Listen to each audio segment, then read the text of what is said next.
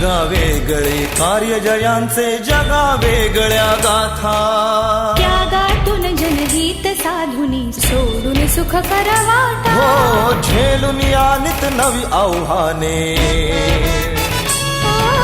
झेलून यानित नवी आव्हाने ध्येय करती साकार नव्या युगाचे पथदर्शक हे अजोड किमयादार किमयादार किमयादार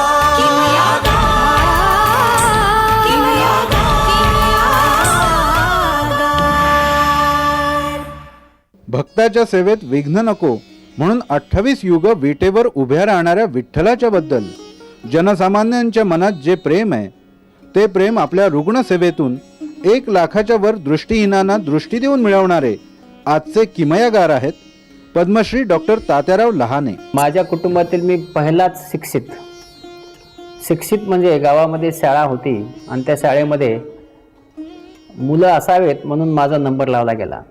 मी शाळेत जात असताना सकाळी 10 वाजेपर्यंत आणि संध्याकाळी 4 नंतर गुरं सांभाळत असे. शाळेत जाण्यासाठी माझ्याकडे घड्याळ वगैरे काही नव्हते, पण माझे गुरुजी बोंडगे गुरुजी जेव्हा सुकणीवरून माकेगावला यायचे रस्त्यात त्यांना पाहिलं की मी पळत शाळेकडे सुटायचो. लातूर जिल्ह्यातल्या माकेगाव येथील अंजनाबाई आणि पुंडलिकराव या गरीब शेतकरी दाम्पत्याचे तात्याराव थोरले चिरंजीव. हे छोटूसं खेळ इथे त्या बालकीच्या पंडितरावाने शाळा काढली. हे लेकरं माझे ढोरं गुरं टाकीत होते. मग त्या आम्ही बी म्हणले बाबा कोणी घाला शाळेत. मग या बारक्याला म्हैसरा काय लावली होती. मग हे थोरले साहेब शिकले. मग आता हे थोरला गाठल्यावर ह्यानं शिकत सऱ्या शाळेत पहिला निघून आला. 10वीला त्यांच्या केंद्रात पहिला नंबर पटकावणाऱ्या तात्यारावांची हुशारी त्यांच्या शिक्षकांनी नेमकी हेरली. येता 10वी ज्यावेळेस तो पास झाला, चांगल्या गुणानं तो पास झाला आणि आम्हाला असं वाटलं की हा एक इतिहास घडवेल म्हणून त्याला आम्ही सायन्सला जाण्याचं मार्गदर्शन केलं आणि तो सायन्सला गेला. आणि जगामध्ये आपण पाहतो की जगातल्या काही मोजक्या डॉक्टर लोकांमध्ये त्याचं नाव आहे. या वर्षी त्याला पद्मश्री भारत सरकारनं पद्मश्री देऊन गौरवलेला आहे. तो गौरव त्याचा पण आहे, गावचा आणि या माझ्या शाळेचा पण आहे. मला त्याचा सार्थ अभिमान होता. PUC आणि फर्स्ट इयर शिकत असताना मला खूप अडचणी आल्या. माझा मित्र जुगल किसेट लोहिया यांनी मला बरीच मदत केली. त्या काळामध्ये डॉक्टर काळे यांनी मला सर्व पुस्तकं घेऊन दिली, पण तरीही माझी अडचण काही कमी होत नव्हती. तर कॉलेजमध्ये कमो आणि शिका योजनेत झाडांना पाणी घालायचं मी काम करत असे आणि ते करत मी माझं शिक्षण घेत असे. माझं इंटर संपलं आणि मला असं वाटलं की माझे आता कॉलेज संपलं आहे आणि मी गावाकडे निघालो. मला काळे सर म्हटले की तुला चांगले मार्क्स पडतील, पण माझं शिक्षण होईल असं मला वाटत नव्हतं. पुढे चालून निकाल लागला, मला खूप चांगले मार्क्स पडले आणि माझा MBBSला नंबर लागला. मी औरंगाबादच्या वैद्यकीय महाविद्यालयामध्ये जाऊन MBBSचं शिक्षण घ्यायला सुरुवात केली, पण तिथेही माझ्या गरिबीने माझा पाठलाग केलाच. माझे मित्र बरेचसे मला भेटले. आम्ही एक मेस सुरू केली आणि त्या मेसमध्ये आम्ही काम करायचो आणि मेस चालवून तिथे शिक्षण घेत राहिलो. दिवसानुदिवस मग हे शिकत ह्याचा नंबर लागला. ही गरिबी होती, मग ह्याला पैसे माग त्याला पैसे माग. मग त्याला शिकायला घातलं. ते काय वनवासात शिकणं ती थोडी पोटभड्याना गेलं. मग त्यांनी कसं का व्हायना खेटलं. मागून या इटल त्या 2 लिखी. मग त्यांनी त्या आंब्याजोग्याला राहून हे लेकरे घेऊन ह्या 3 लेकरांनी शिकविलं. प्लास्टिक सर्जन असलेले आणि ग्रामीण भागातील गरजूंसाठी लातूर येथे रुग्णसेवा करणारे धाकटे बंधू शिक्षणाचं सर्व श्रेय तात्यारावांना देतात. इथे ज्या खेड्यामध्ये माझे मोठे भाऊ शिकले तर त्या खेड्यामध्ये त्या तत्कालीन परिस्थिती जर तुम्ही विचार केला तर आमच्या गावामध्ये सगळ्यात जास्त शिकलेला माणूस म्हणजे 4थीपर्यंत किंवा 5वीपर्यंत शिकलेला असायचा. आमचे आईवडील तर शिकलेले नाहीच आहेत. म्हणजे माणसं शिकलेली असतात हा विषयच आमच्यासाठी फार दुर्मिळ असायचा. की मी जेव्हा साधारणपणे 6 वर्षाचा होतो, जेव्हा शाळेत जायला पाहिजे, तर तेव्हा मी शाळेत मला वडील घालू शकत नव्हते. तर त्याच वर्षी दादांना म्हणजे माझ्या मोठ्या भावांना चा नंबर MBBSसाठी लागला होता आणि मग त्यांनी उन्हाळ्यामध्ये माझा अभ्यास घेतला.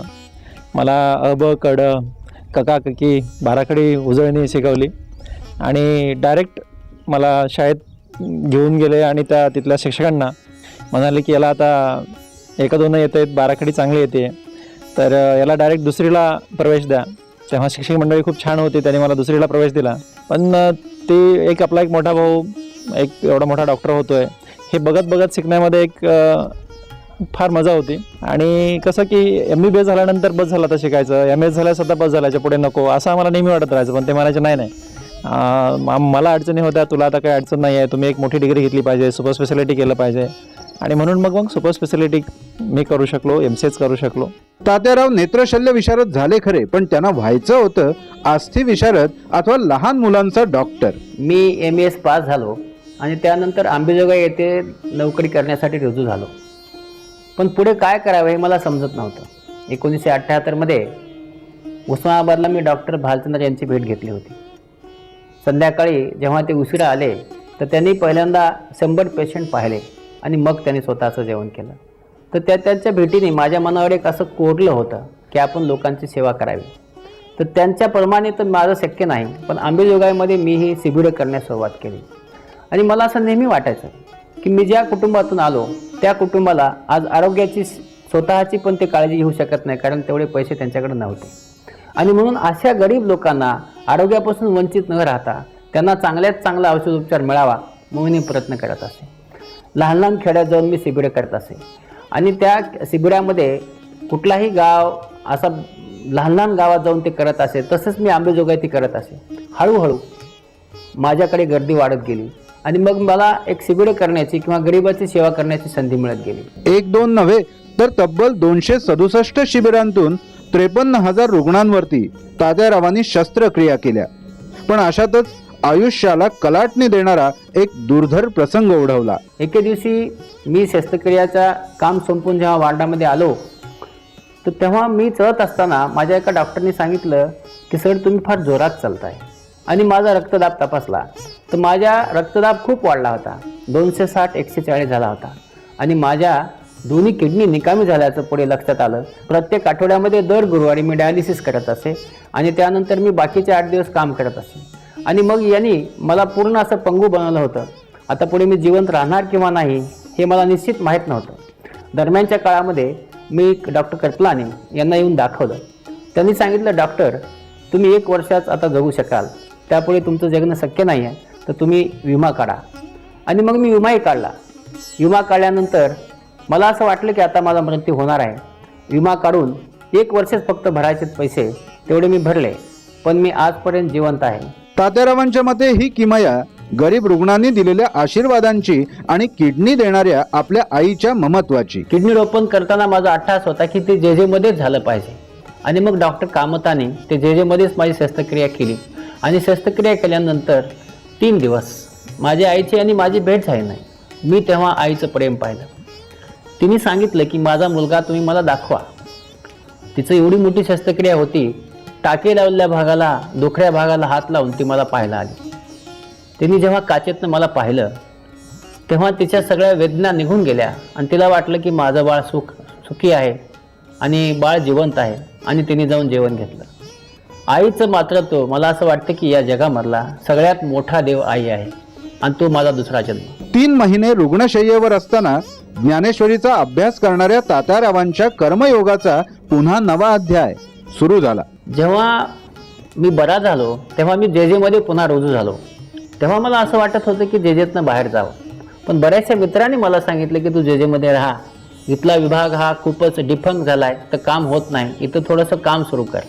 आणि मग मी नवीन तंत्रज्ञान म्हणून फेको मशीन सुरुवातीला विकत घेतली आणि या मशीनवर मी शस्त्रक्रिया करण्यासाठी सुरुवात केली. मशीनच्या शस्त्रक्रिया म्हणून लोक यायला सुरू झाले, रुग्ण वाढत गेले. आणि आज आलेल्या प्रत्येक माणसाला पंचतांत्रिक सेवा आम्ही देतो आणि त्यांच्यावर जो काही आजार असेल त्यावर जास्तीत जास्त चांगल्यात चांगला उपचार करण्याचा आम्ही प्रयत्न करतो. आणि हा उपचार असा असतो की यानंतर यावर फार उपचार करण्यासाठी इतर काही केंद्रात जायची गरज पडत नाही. तर एका ठिकाणी सर्व प्रकारच्या डोळ्याच्या आजारावर उपचार करता यावे अशा प्रकारची यंत्रसामुग्री, अशा प्रकारचे तंत्रज्ञ या गेल्या 14 वर्षामध्ये माझ्या आधिपत्याखाली इथं निर्माण करता आले. आणि या लोकांची आम्ही सेवा करतोय आणि त्या आशीर्वादाने आम्ही पण जगतोय. आणि यामुळे आमचंही आयुष्य वाढतंय आणि रुग्णांना पण दिसतंय. त्याच्यातच मला आनंद आहे आणि तेच इन्स्पिरेशन मी जगत आहे. तात्यारावांच्या कार्यात गेली 14 वर्षांहून अधिक काळ त्यांच्या खांद्याला खांदा देऊन उत्तम साथ देणारा एक निष्णात सहकारी मिळाला तो डॉक्टर रागिणी पारेखांच्या रूपानं. 1994 मध्ये मी डॉक्टर लहाने सरांबरोबर एक लेक्चरर म्हणून काम करायला सुरुवात केली. तेव्हा मी दिवसातनं 2 मोतीबिंदूच्या शस्त्रक्रिया करत होते. पण सरांची प्रेरणा आणि त्यांच्या प्रोत्साहनामुळे एक स्त्री म्हणून मला कधी जाणवलंच नाही की माझी काही लिमिटेशन्स वगैरे आहेत. त्यांनी मला कळू दिलं नाही की तू काहीही करू शकते, एक मुलगा जो करू शकते ते तूही करू शकते. आणि आज मी दिवसातनं 100 शस्त्रक्रिया करते. माझा गिनीज बुकचा रेकॉर्ड आहे ती मी 3 दिवसातनं 249 शस्त्रक्रिया केलेल्या आहेत. हा रेकॉर्ड डॉक्टर लहाने सरांनी मला एस्टॅब्लिश करण्यात मदत केलेली आहे. स्वतःचा रेकॉर्ड एस्टॅब्लिश न करता एका ज्युनियर कलिगचा किंवा शिष्याचा रेकॉर्ड एस्टॅब्लिश करणं ह्यात त्यांचा मोठेपणा, त्यांचा विनय आणि त्यांचा विवेक दिसतो. डोंगरा एवढा कचरा हटवून केलेला उत्तम बगीचा, खाजगी रुग्णालयातही दिसणार नाही असा आधुनिक यंत्रसामुग्रींनी सुसज्ज नेत्रशल्य चिकित्सा विभाग, रुग्णांशी आपुलकीनं वागणारा कर्मचारी वर्ग आणि वर्षाला 600ही होत नव्हत्या तिथे 19,000 शस्त्रक्रिया, ही सगळी किमया तात्यारावांच्या कुशल अनुशासनाची. सरकारी रुग्णालयात असं नेत्रदीपक काम करणाऱ्या तात्यारावांनाही त्रास द्यायचा प्रयत्न झाला, पण आज लोकांची कवचकुंडलं त्यांच्या भोवती आहेत आणि ही सगळी कवचकुंडलं जी उभी राहिली आहेत ही त्यांच्या आतोनात त्यांनी घेतलेल्या रुग्णसेवेच्या परिश्रमातून ही सगळी कवचकुंडलं त्यांना मिळालेली आहेत. आज मी ज्या वेळेला या रुग्णालयात येतो तेव्हा डोळे नंतर दाखवतात रुग्ण, आधी पहिल्यांदा डॉक्टर लहानेंना नमस्कार करतात. काही प्रसंगामध्ये दादागिरीचे प्रयत्न झाले, काही वेळेला डॉक्टर लहानेंचे बदली करण्याचे उद्योग काही राजकारण्यांनी करून बघितले आणि त्या प्रत्येक वेळेला शेकडो लोक डॉक्टर लहाने यांच्या पाठीमागे उभी राहिली आणि त्यामुळे त्यांची बदली रद्द झाली म्हणा. शासन आणि त्रास नाही असं शक्य नाही. शासन म्हणजे त्रास. त्यांना असं वाटलं ही मी बदली रद्द करेल, कारण त्याच काळात माझे एक अन्य नातेवाईक मंत्रिमंडळात फार मोठ्या हुद्द्यावर होते. पण मी त्यांना भेटलो नाही. मला असं वाटलं बदली झाली म्हणजे विशेष काय, शासकीय नोकरीमध्ये बदली होतच असते. आणि म्हणून महाराष्ट्रामधल्या कुठल्याही भागामध्ये, उलट ग्रामीण भागात आंबेजोगाईला बदली झाली आणि त्या भागामध्ये मी जाऊन काम सुरू केलं आणि मला दुसऱ्या दिवशी जाऊन जॉईन झालो आणि तिथे 785 ऑपरेशन 4 महिन्यात मी केले आणि आनंद झाला मला त्याचा. आणि म्हणून पुन्हा स्वतःच त्यांनी येऊन माझी बदली रद्द केली. म्हणून ती शिक्षा न घेता मला असं नेहमी वाटतं की ती एक संधी आहे. ग्रामीण भागात जर बदली झाली तर त्याच्या एवढी मोठी संधी नाही, कारण मी इथून जाऊन त्यांची सेवा करतो. मला तिथेच ठेवलं तर मी आणखी चांगली सेवा करू शकेल आणि मला त्याचं काही फार वाईट वाटलं नाही. पण असे थोडेफार अन्याय होत असतात. ह्या अन्यायाला गृहीत धरून जर आपण काम केलं तर शासना एवढं चांगली कुठलीही संस्था नाही की जी संस्था लोकांना तेवढा चांगलं सेवा देऊ शकते. शासन आहे जे NGO म्हणून किंवा शासनाच्या सगळ्या सुखसोयीचा वापर जर तो केला तर गरिबाची फार मोठी सेवा होऊ शकते. एवढं मोठं इन्फ्रास्ट्रक्चर कुणाकडेही नाही आहे आणि तो शासनाकडे आहे. आणि म्हणून मला शासनात काम करायला यासाठी आवडतं की या शासनाच्या सर्व सोयीचा फायदा मी आज गरीब लोकांना मुंबईमध्येच नाही तर लहानात लहान गावात जाऊन देऊ शकतो. आणि मग मी शासनात टिकून आहे.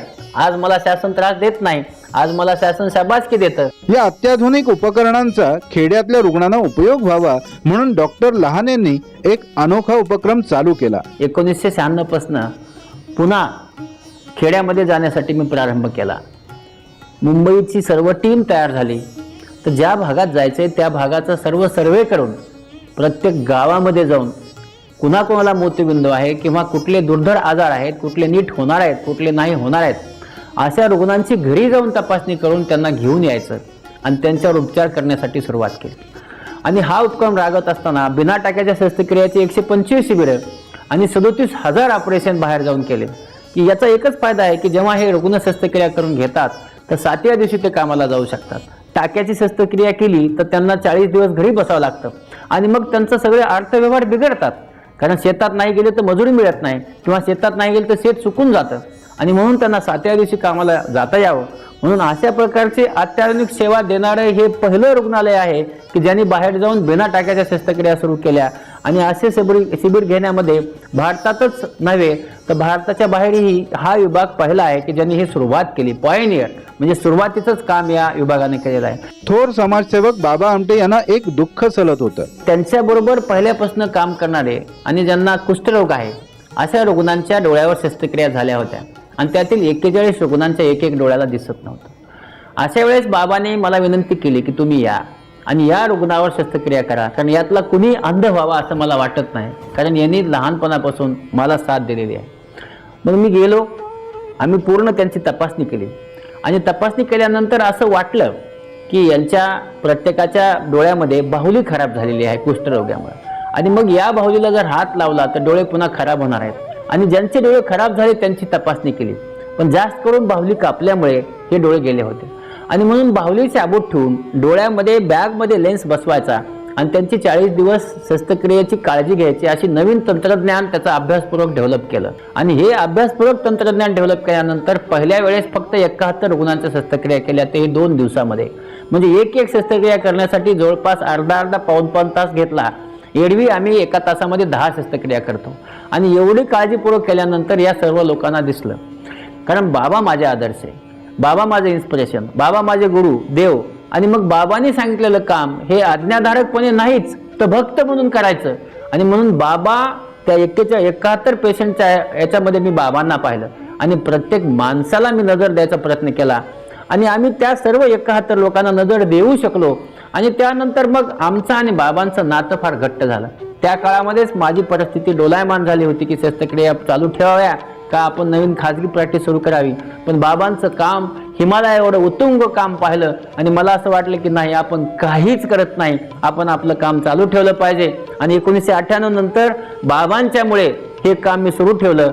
जे आज तागायत ते काम मी करतो आहे आणि हे जन्मभर माझ्या आयुष्यात मी करत राहणार आहे. गेल्या 8 वर्षात 1311 कुष्ठरोग्यांवरती केवळ एक वगळता यशस्वी शस्त्रक्रिया करण्याचा जागतिक उच्चांक डॉक्टर लहानेंनी केलाय. आनंदवनात दरवर्षी त्यांच्या नेत्र शिबिरांना हजारोंनी रुग्ण हजेरी लावतात. आपल्या जीवनाचं सार्थक म्हणजे बाबा आमटेंनी या शिबिराचं लहानू बाबाची जत्रा असं केलेलं नामकरण. आजपर्यंत वैयक्तिक 1,07,000 आणि विभागामार्फत 1,60,000 शस्त्रक्रियांचा उच्चांकही तात्यारावांनी केलाय. या सर्व शस्त्रक्रिया यशस्वी झाल्या का? परमेश्वर आणि विज्ञान या दोन्हीची सांगड इथे झाली आणि म्हणून प्रत्येक शस्त्रक्रिया यशस्वी झाली. आणि हे असं स्टॅटिस्टिक्स करत राहण्यासाठी किंवा नंबर कुठला तरी एखादा मिळवण्यासाठी हे कधीही काम केलं नाही, तर रुग्णांची सेवा करता करता रुग्ण येत राहिले, त्यांचा भरवसा वाढत राहिला आणि म्हणून हा नंबर वाढत गेला. भारताच्या महामहिम राष्ट्रपतीजींनी माझा पद्मश्री देऊन गौरवही केला.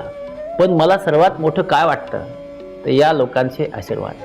ही जी रुग्ण आहेत हे जेव्हा दिसायला लागतं तेव्हा माझ्या गालावरून जेव्हा हात फिरवतात, मला असं वाटतं की त्यापेक्षा मोठा आवाज मला कुठलाही वाटत नाही. प्रसंगी कठोर वाटणाऱ्या या डॉक्टरमध्ये माणुसकीचा झरा नेहमीच वाहत असतो. डॉक्टर लहाने नेहमीच्या सवयीप्रमाणे 9:30-10 वाजता चालत फिरत होते.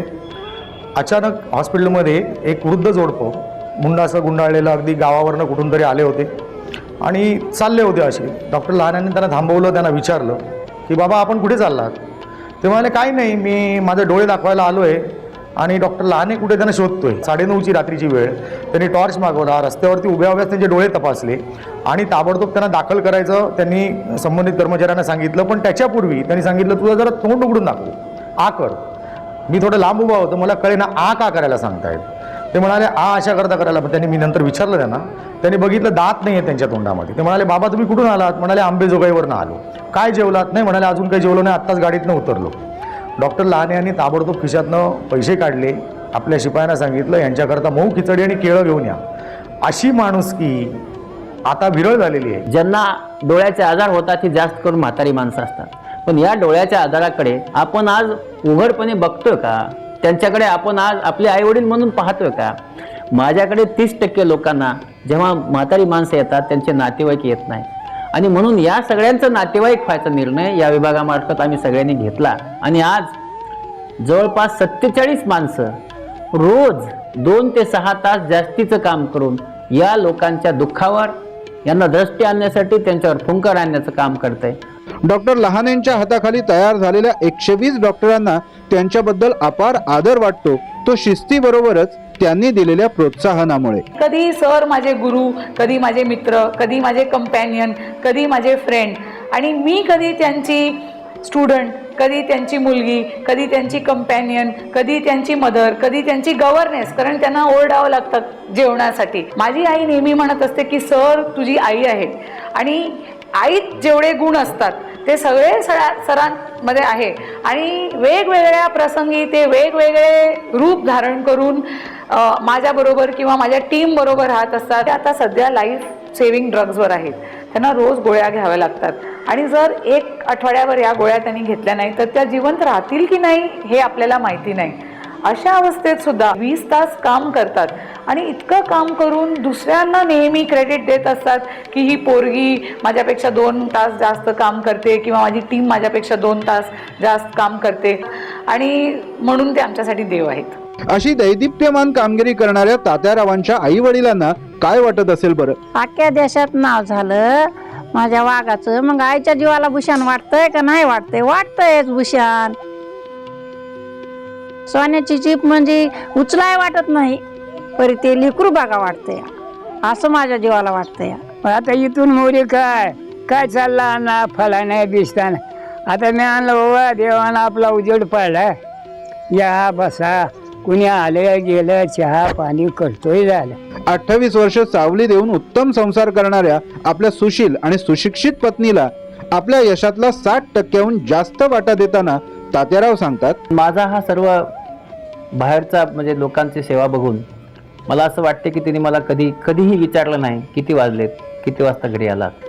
रात्रीचे 12 वाजो 1 वाजो आल्यानंतर गरम स्वयंपाक करून खाऊ घालणे, गरम भाजी करणे आणि त्याहीपेक्षा आल्यानंतर काहीही झालं असेल तरी हसत स्वागत करणे, चेहऱ्यावर अगदी हसू. कधीही या 28 वर्षात तिने मला साडी पाहिजे, मला एखादं काही बांगडी पाहिजे, मला दागिना पाहिजे, माझ्या मुलांना काही घ्या असं कधीही म्हटलं नाही. आणि हे 28 वर्षे तिने मला माझ्या कुठल्याही कामामध्ये नकार दिला नाही. घरामध्ये आज आलो, थोड्या वेळाने जातोय, कधी 1 तास थांबलो, घरात 2 तास थांबलो, बाहेर फिरत राहिलो. मला असं वाटतं की माझं हे जे काम आहे हे तिच्यामुळं काम होतंय आणि तसं झालं नसतं तर हे काम करणं शक्य नव्हतं. आपल्या संसारात तृप्त असलेल्या सुलोचनाताई तात्यारावांच्या हातात असलेल्या आणखी एका कलेचं कौतुक करताना सांगतात, जेव्हा वेळ असतं त्यांना सुट्टीच्या दिवशी, त्या दिवशी नेमकी आवडीची भाजी करतात आणि माझ्यापेक्षा चांगली बनवतात. मुलंही सगळेजण आवडीने खातात. यांच्या चांगल्या कामाचे फळ म्हणूनच माझी मोठी मुलगी सायली, हिला मेरिटनेच MBBSला आहे आणि MASलाही ॲडमिशन मिळाले आणि छोटी मुलगी पण MA इकॉनॉमिक्स झालेली आहे सपना, आणि तिला पुढे UPSCची तयारी करत आहे. आणि छोटा मुलगा सुमित तो पण मेरिटनेच MBBS मिळाला आहे त्याला, आता शेवटचं वर्ष चालू आहे. क्षेत्र कुठलंही असो, लोकसेवेचा निर्धार 3ही मुलांमध्ये दिसतो. लहानपणीपासूनच मी माझ्या वडिलांना एक डॉक्टर म्हणून समाजसेवा करताना बघितलेलं आहे. त्याच्यामुळे मला ह्या विषयामध्ये म्हणजे ऑफ्थॅल्मॉलॉजी या विषयामध्ये इंटरेस्ट निर्माण झाला तो फक्त त्यांच्यामुळेच, आणि म्हणूनच मी आज त्या विषयातच आता शिक्षण घेत आहे. सध्या मी मात्र दुसरी फील्ड चूज केली. त्यांनी लहानपणापासून मला सनदी अधिकारी होण्यासाठी प्रेरणा दिली आणि त्यांच्याचप्रमाणे निस्पृह वृत्तीने काम करायचा मी पूर्णपणे आयुष्यभर प्रयत्न करते. त्यांनी मला सगळे मार्ग दाखवले की जगात तुझ्यासमोर एवढे मार्ग आहेत, ते चांगले ते वाईट आहेत आणि तुझ्या मनावर आहे तुला काय करायचं आहे.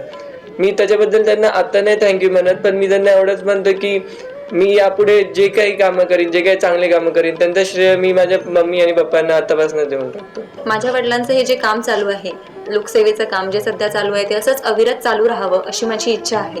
आणि त्यांच्यासारखंच काम म्हणजे त्यांच्यासारखंच या विषयामध्ये मी पारंगत व्हावं आणि लोकसेवा समाजसेवा करत राहावं अशी माझी इच्छा आहे आणि त्यासाठी मी सदैव प्रयत्न करत राहील. नेत्रदानाचं महत्त्व विशद करताना तात्याराव लहाने सांगतात, भारतामध्ये 20 लाख अंध आहे, महाराष्ट्रामध्ये 3 लाख अंध आहे. आज या सर्व लोकांना डोळ्यांची गरज आहे. श्रीलंकेसारखा देश दरवर्षी 10,000 डोळे बाहेर पाठवतो. भारतामध्ये 80 ते 90 लाख लोकांचा मृत्यू होतो, पण डोळे दान करतात फक्त 40,000. या भारतासारख्या खंडप्राय देशाला दरवर्षी 1 लाख डोळ्यांची गरज आहे. आज महाराष्ट्रामध्ये फक्त 5,000 बुबळे गोळा होतात, पण त्याची गरज आहे कमीत कमी 25,000 बुबळांची. नेत्रदानाच्या पाठीमागे बऱ्याचशा अशा अडचणी आहेत, सोशल टॅबूज आहेत, किंवा पूर्ण डोळा बसवला जातं असं वाटतं. नाही, फक्त बुबुळ बसवलं जातं ज्याच्यामुळं त्या रुग्णाला दिसतं. पुनर्जन्म पुन्हा मिळणार नाही असं म्हटलं जातं. पुनर्जन्म तुम्ही आणि मी पाहिला नाही, पण डोळा दिल्यानंतर तो डोळा या पृथ्वी तलावर राहून तुमच्यानंतर तुमच्या पश्चात 30 वर्ष हे जग बघणार आहे. आणि म्हणून तो खरा पुनर्जन्म आहे, दिसणारा पुनर्जन्म आहे. आणि म्हणून या सामाजिक टॅबूज न ठेवता सर्वांनी नेत्रदान करण्याची गरज आहे. आणि हे जर नेत्रदान केलं, ही जी 3 लाख लोक महाराष्ट्रामध्ये, 20 लाख लोक भारतात अंध आहेत, त्यांना हे अतिशय सुंदर जग दिसणार आहे. मला असंच म्हणायचं आहे, प्रत्येकाने आपला डोळा दान करावा, ज्याच्यामुळं 2 माणसांना दिसणार आहे. रस्त्यात मरावे पण नेत्ररूपी उघडावे, असं मला वाटतं.